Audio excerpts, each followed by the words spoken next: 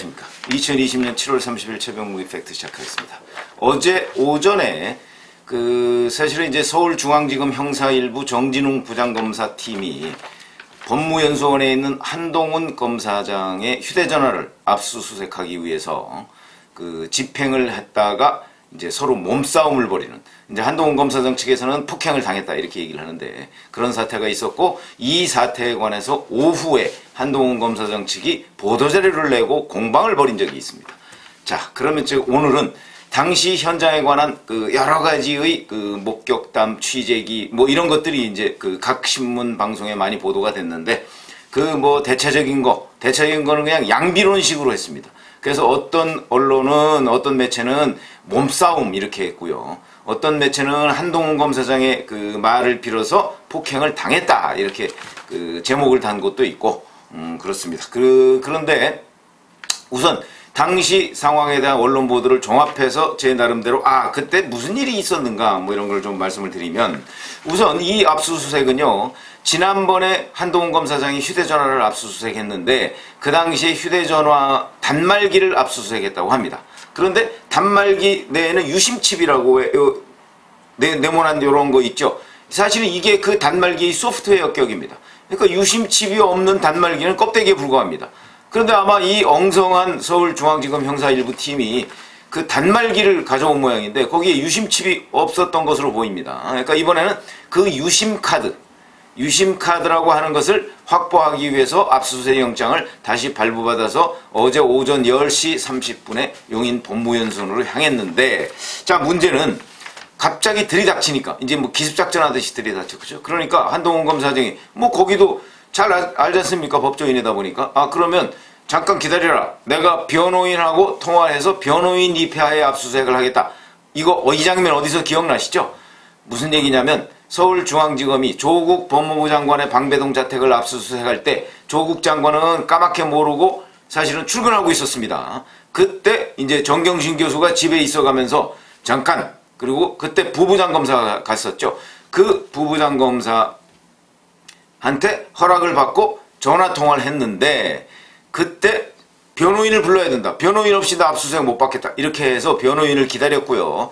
그 다음에 전화통화를 해가면서 자기 남편 조국 전 장관, 당시 장관이죠. 당시 장관하고 부부장검사를 연결시켜 준 적이 있습니다. 그것처럼 그때의 전례에 따르면 변호사 없이 압수수색 못하겠다고 그러면 변호사를 부를 때까지 당연히 기다려줘야 되는 것이 조국 전 장관의 선례입니다. 그래서 아마 이것도 그래 그럼 변호사 불러라 라고 한 데까지는 일치합니다. 양쪽의 주장이. 자, 그럼 이제 그 다음이 문제죠. 그 다음이 한동훈 검사 측에서는 어떻게 주장을 하냐면,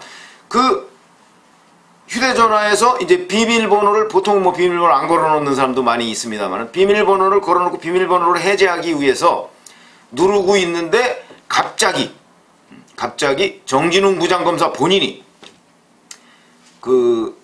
테이블로 이렇게 와서 이제 팔을 붙잡고 휴대전화를 빼앗으려 했다. 그 과정에서 자기는 소파 밑으로, 자기는 소파에 앉아 있었는데 소파 밑으로 밀려서 떨어졌고, 그러니까 넘어져 있는데 그 위에 올라타서 팔을 붙잡고 휴대전화를 강제로 빼앗아갔다라고 얘기하는, 그러니까 그리고 밀치고 팔을 붙잡고 막 이렇게 했다고 하니까 그 장면은 그냥 연상이 됩니다. 왜 그러냐면 휴대전화를 강제로 빼앗으려고 하니까. 그러면서 이렇게 소리를 쳤다고 합니다. 고성을 지르면서 페이스 아이디로 열어야지 이렇게 얘기를 했다는 것이 한동훈 검사장의 얘기입니다. 자, 그런데 여기에 대해서 정진웅 부장검사 측은 보도자료를 내서, 정진웅 부장검사 지금 보니까 종합병원에 응급실에 누워있더군요. 글쎄 무슨 일을 어떻게 당했는지 모르겠으나 하여튼 자기는 이렇다는 겁니다. 휴대전화를 빼앗기지 않으려고 방해하는 한동훈 검사장을 제지하는 과정에서 물리적 접촉이 있었다. 그리고 이 과정에서 자기가 옆으로 가서 보니까 비밀번호의 마지막 한 자리를 입력하려고 하고 있었다. 그래서 이 과정에서 균형을 잃고 함께 쓰러진 것이지 폭행이 없었다. 이렇게 주장을 하고 있습니다. 자, 그러면 여기에 대한 거는 이제 진상조사를 하면 전 드러날 것으로 보입니다. 왜 그러냐면 그 현장에는 정진웅 부장검사만 있었던 것이 아니고 같이 간 검사도 하나 있더군요. 검사도 하나 있고 그 다음에 수사관들도 있었겠죠. 그래서 그런 사람들이 있기 때문에 정진웅 부장검사하고 장태형 검사가 갔습니다. 장태형 검사가 갔는데 왜 굳이 정진웅 부장검사가 그 현장에 나타났는지는 잘 모르겠습니다만은 어찌됐든 간에 이렇게 갔고, 그래서 그 한동훈 검사장 측 얘기는 나중에 그 수사팀 중에 한 사람이 개인적으로 자기한테 미안하다고 사과하는 장면, 뭐 이런 것들도 다 지금 증거가 있다, 뭐 이렇게 얘기를 하니까 이 부분에 관해서 독직 폭행 혐의로 정진웅 부장검사를 고소했습니다. 독직 폭행이라는 것은 수사 과정에서 권한을 남용해서 피의자를 다치게 하는 행위, 뭐 이걸 얘기한다고 합니다. 그러니까 정진웅 부장검사에 대해서 독직 폭행 혐의, 정진웅 부장검사는 뭐 무고다 이렇게 해가면서 무고 혐의로 아마 이제 맞고소를 할 것으로 보이는데, 자, 제가 여기서 이게 무엇을 의미하느냐 하는 것을 말씀드리려고 한다고 했죠. 무엇을 의미하냐? 첫 번째, 이거는 이제 수사심의위원회가 지난 24일 날 있었는데 그 결정, 권고를 받아들일 것인지 받아들이지 않을 것인지 라는 부분에 관해서 아직 입장 표명이 없었고 행동으로 보여준 것이 없습니다. 그런데 서울중앙지검 형사 1부는 한동훈 검사장에 대해서 그 결정은 뭐예요? 한동훈 검사에 대해서는 수사를 중단하라, 그리고 불기소하라, 이건데 한동훈 검사장을 압수수색했지 않습니까? 그러니까 그거 권고 못 받아들이겠다 이런 얘기죠. 그러면은 이 수사심의위원회 제도가 2008년 1월에 도입됐는데 도입된 이래로 처음으로 거부하는, 권고를 거부하는 사례가 됩니다. 그게 중요한 게 아니고, 자, 그러면 이제 권고했는데 권고를 안 받아들이기로 한 것으로 보이는데 이제 그런 의미를 띠고 있는 것이죠. 그 권고 못 받아들이겠다. 자, 그러면 이제 뭔가 증거를 잡아야 될 거 아니겠습니까? 공모의 증거. 지금까지 형사 일부가 수사심의위원회에 나왔다, 아니면 또 그 여러 가지 설명을 해가면서 공모의 증거라고 내세운 것은 2월 13일 한동훈 이동재 그 대화록입니다. 근데 대화록은 다 녹취 파일까지 다 나와 있습니다. 거기 보시면 뭐 보신 분은 아시겠지만 그거는 공모의 증거가 아니고 공모가 없다는 증거에 불과합니다. 그러다 보니까 서울중앙지검 형사 1부가 급했습니다. 공모의 증거가 없으니까. 그래서 공모의 증거가 없는데 그러면 왜 공모했다는 의혹이 없는 사람을 압수수색하느냐, 이런 얘기가 당연히 나올 수 있겠죠. 그래서 저는 이 압수수색 영장도 잘못되어 있다. 어떤 여권 패널은 그 후에도 이동재 기자와 한동훈 검사장이 4번 통화를 했다고 하던데, 아니 법조 출입기자가 검사하고 통화하는 게 뭐가 잘못된 일입니까? 그런 것처럼 제가 보건대는 증거가 없으니까 갑자기 기습작전을 펴서 휴대전화에서 무언가 엮을 것, 증거는 어차피 저는 없다고 봅니다만은 엮을 것을 찾으려고 한 것이다. 그러니까 이 수사가 난관에 봉착했다. 그러면 난관에 봉착하고 잘못된 길을 가고 수사심의위원회도 야 그거 그만해 라고 얘기했으면, 그리고 의혹이 지금 없는 거 아닙니까? 없으면은 거기서 손을 떼야 되는데 거의 목숨을 걸고 달려들고 있다, 이런 얘기랑 비슷한 것이죠. 왜냐면 이게 결국 저는 제가 말씀드렸지 않습니까? 조작 미수 사건이다. 이거는 한동훈 검사장을 그 증거를 조작해서 엮으려고 하다가 대검에 의해서 첫째 제동이 걸렸죠. 두 번째 수사심의위원회에서 제동이 걸렸습니다. 그러고 나니까 이거 도저히 엮을 상황이 아니니까 이것을 이제 휴대전화를 압수해서 다른 걸로 엮으려고, 별건 수사로 엮으려고 한 것이 아닌가.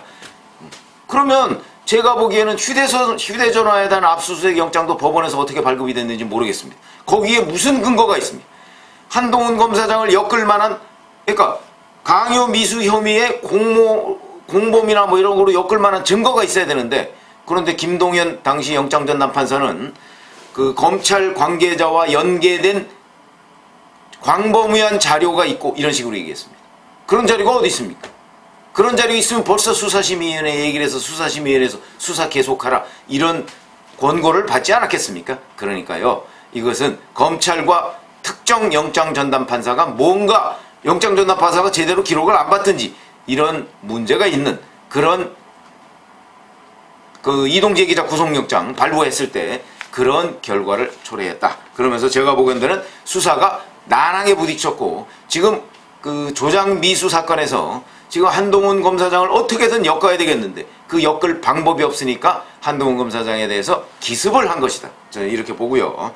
자, 그러면 이제 이 과정에서 제가 어제 잠깐 말씀드렸지만 정진웅 부장검사가 직접 그 현장에 나타났다. 이것도 오바입니다. 왜 그러냐? 자기 목숨이 달려있다고 판단을 했던 것이 아닌가? 무슨 얘기냐면 이게 만약에 중단이 된다든가 하면은 역풍을 맞습니다. 물론 그 역풍에도 이성윤 서울중앙지검장이 우리 호남 검사의 대부인 이성윤 서울중앙지검장이 또 다른 호남 출신인 정진웅 부장검사를 아마도 배경으로 막아줄 것이다. 외풍을 막아줄 것이라고 판단을 하겠지만 여론의 역풍은 막을 수가 없을 것이다. 그런 점에서 본다면 정진웅 부장검사는 그동안에 이런 식의 중요 사건 별로 맡아본 적도 없는 것으로 언론에 그렇게 나와 있는데 이번에 처음으로 맡아서 지금 엄청난 오버를 하고 있고 권력의 오더에 대해서 어찌됐든 간에 이거를 내가 만들어내야 한다는 중압감에 시달리고 있는 것이 아닌가. 그런 중압감이 이런 과격한 행동, 과격한 물리적 접촉을 불러왔고 압수수색 현장에 부장검사님이 직접 납치는 이런 사태를 초래했다. 이런 말씀을 드립니다. 자, 그래서 제가 보건대는 이 상황은요. 자, 그래서 결국 뭐 압수는 했다고 하는데 우리 이런 거 생각해 보자고요. 상대가 누굽니까? 상대가 우리나라에 내놓으라 하는 특수통 검사의 뭐 거의 중간 대북격점 되면 한동훈이라는 사람입니다. 저는 뭐 한동훈이라는 사람 개인적으로 잘 모릅니다. 제가 뭐 법조 출입할 때만 해도 워낙 오래전의 일이기 때문에 그 당시에 뭐 한동훈 검사장은 저 어디 말단 검사 정도 됐을 겁니다. 그러니까 알 수가 없는 입장이고 지금도 뭐 개인적으로 알 수 있는 상황은 아닌데 근데 그냥 그동안의 여러 가지 그러니까 한동훈 검사장의 과거 일에 대해서 제가 뭐 이렇다 저렇다 얘기를 하는 게 아니고요. 지금 이른바 검언유착 사건에 관한 그 이성윤 서울중앙지검의 행태와 한동훈 검사장 측의 반격에 대해서 제가 중립적으로 지금 논평을 하고 있는 겁니다. 분석을 하고 있는 것이고요. 그런데 한동훈 검사장 측 입장에서 본다면 이런 기습작전 예상 못했겠습니까? 7월 24일 날 그 수사심의위원회 마지막 진술에서 한동훈 검사장이 이렇게 얘기했습니다. 수사심의위원회의 권고에도 불구하고 아마 검찰은 나를 구속시키거나 기소하려고 할 것이다. 이미 다 예상하고 있었던 겁니다. 그러면 추가 압수수색 예상 못했겠습니까? 저는 충분히 했으리라고 보고요. 그에 대한 대비 이제 그걸 가지고 또 증거인멸로 아마 잡아내려고 했는데 무슨 아니 공모에 증거가 있어야 인멸할 게 있는 거 아니겠습니까? 그런 점으로 본다면 이 무리하게 지금 생사람 잡기가 진행되고 있는데 그것도 검사를 상대로 검사장을 상대로 지금 생사람 잡기가 진행되고 있다. 이런 부분을 아마 시청자분들이 좀 아셔야 할 것이고요. 그 다음에 뭐 모르겠습니다. 휴대전화 이제 압수수색 했으니까 그 안에서 뭐 이동재 기자와 공모했다는 결정적인 증거가 또 나올지 그거야 제가 알 수가 없지만 저는 아마도 없을 것이다. 왜 그러냐면 그냥 이런 부분은요. 제가 법조 출입기자를 저도 했지 않습니까? 상식선에서 보면 됩니다. 검사의 입장에서 보면 기자와 공모를 할 이유가 없습니다. 왜 공모를 합니까? 유시민 잡기 위해서? 아니 그 통화 녹취록 보세요. 유시민에 대해서 아무 관심이 없는 사람이 왜 유시민을 잡기 위해서 그 일개 기자와 공모를 합니까? 공모를 할 이유가 아니 기자는 공모를 했으면 좋겠죠. 검사장 한 사람이 도와준다고 그것도 우리나라의 내노라 하는 특수통 검사장이 도와주겠다고 하면 기사의 보고입니다. 그러니까 기자는 공모를 하고 싶어 하겠지만 검사의 입장에서 본다면 절대 공모를 할 이유가 없죠. 공모 안 해도 충분히 기자를 활용할 수가 있습니다. 검사는 정보가 있기 때문에. 그렇기 때문에 상식선에서 봐도 검사가 기자와 공모해서 누군가의 그 어떤 뒤를 캤다? 있을 수 없다고 봅니다. 우리나라 언론사에 한 번도 없었던 일입니다. 다만 검사가 기자한테 무슨 기사를 흘려서 자기의 소기의 목적을 달성하는 경우는 있었죠. 그건 사례를 저도 알고 있고요. 그러나 공모한 적은 없습니다. 공모라는 거는 말도 안 되는 프레임이기 때문에 저는 그 휴대전화에서도 공모의 증거라는 건 나올 수가 없다. 왜냐면 공모를 한 적이 없기 때문에 그런 말씀을 드리고요. 이거는 하여튼 뭐 휴대전화 압수했다고는 하니까 그 휴대전화 압수해서 뭐 증거 분석하는 건 분석하는 대로 저는 뭐 이 압수 자체도 위법이라고 봅니다.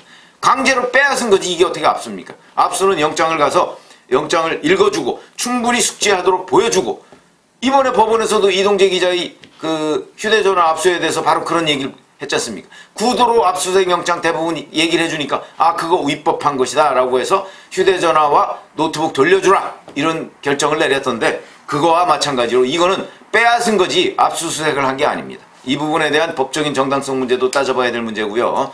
그리고 그렇게 가져왔다는 그 휴대전화 내부에서 어떤 일이 어떤 그 또 뭐 엮을 자료들이 나올지는 모르겠으나 거기서 나오더라도 제가 보기에는 이건 압수수색 자체가 불법이기 때문에 독수독과 이론이죠. 불법적인 압수물이다. 이렇게 얘기를 할 수밖에 없고, 여하튼 제가 오늘 말씀드린 내용은 왜 이렇게 기습작전을 했을까 하는 부분에 대해서 분석을 해드렸습니다. 감사합니다.